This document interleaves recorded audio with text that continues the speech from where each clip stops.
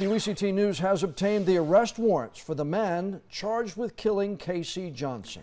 William Hicks is charged with first-degree murder and other offenses related to Johnson's disappearance and death earlier this month. WECT's Daniela Hankey has new details from those warrants. Daniela, you found out that according to police, Hicks threatened Johnson and then took her purse. Fran, that's not all. The arrest warrant from the Wilmington Police Department says along with taking Johnson's purse, 2 Visa debit cards, and the ID, it says Hicks then kidnapped her.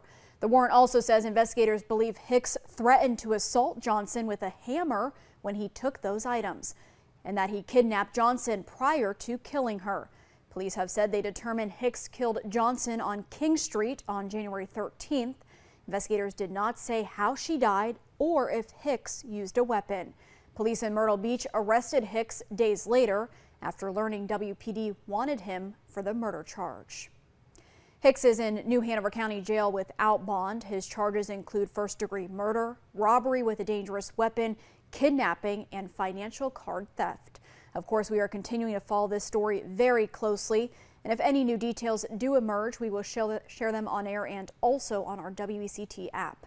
Daniela Hankey, WECT News.